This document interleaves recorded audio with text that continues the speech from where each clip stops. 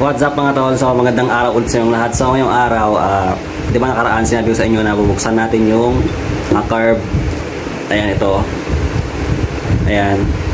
So ngayon, bubuksan natin to syempre para makita nyo kung yung loob. At bubuksan din natin yung 28mm na Keihin. So samahan nyo ako para buksan natin to para makita nyo kung ano yung laman, ano yung pinagkaiba ng 28mm carb or open carb at saka stock carb ng Rider 150. Ito 28mm carb. Ito naman yung stock. Okay. So 26mm to.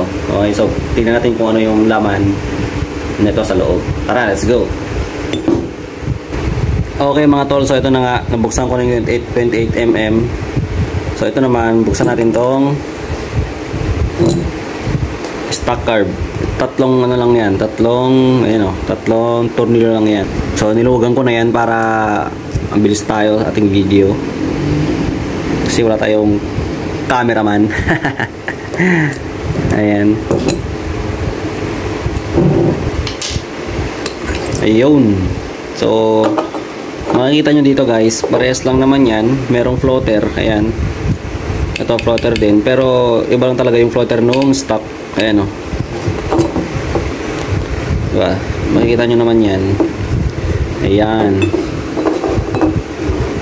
Okay, so sa mga nagtatanong kung anong laman ng carb, ito, ganda lang yan. Ayan. Huwag kayo matakot mag bukas-bukas, magbuting-ting kung meron kayong mga tools. Basta alam mo lang ibalik basta marunong ka lang magbalik. Okay, so ayan, ito yung stock carb. Ito yung stock carb natin.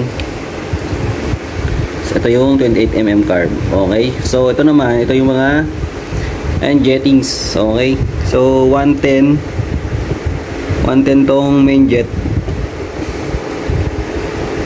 Tapos yung ito 12.5 ito. Ito lang naman yan. Ito itong carb na to is 2019 model, reborn na to. So medyo matipid na rin sa gasto compared dun sa mga dating carb ng old gen, new breed. May new breed ako dating carb, medyo matakaw. Tapos ito naman yung 28mm. Ayan, so buksan natin yung piston.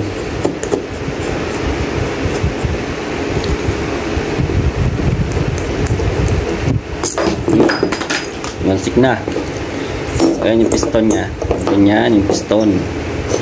Okay, so itong carb na to is class A. Ayan, so solid din yung nya, piston nya, may gas-gas na rin. Nagamit ko kasi ito ng karaan. So maganda rin tono na ito.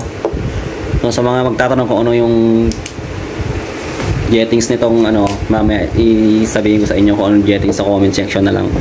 Okay, so andyan makalagay yan. Ito yung jettings ng 28mm. Ayan. Ayan. Okay, so ito yung piston. Ayan. Tapos dun sa stock naman, check natin. Ayan, so yan yung pinagkaiba nila. Mapapansin mo agad. Ito, meron siyang goma dito pagka stock carb. Ayan. Ito kasi throttle type. Tapos ito naman, needle type. Okay. So, ganyan. Pero same lang naman may needle yan. Pero magkaiba lang talaga niya is iba yung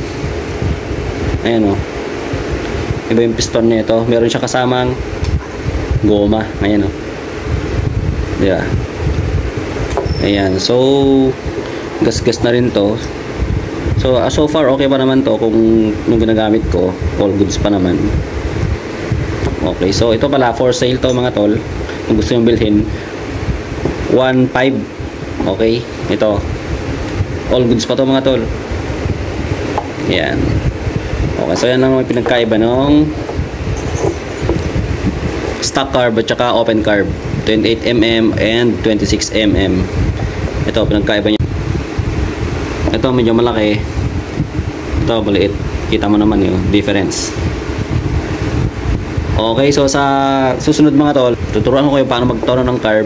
Next video natin yun. So comment kayo dyan ng yes para gagawa tayo ng video ng tutorial nung kung paano magtono ng carb, Stockman or 28mm carb, open carb. Okay? Ayan, so dyan lang muna mga tol. So ayusin ko na to. Bye bye, let's go and see you on the next video. Bye bye mga tol. Once again, this is Motonatics. Bye bye.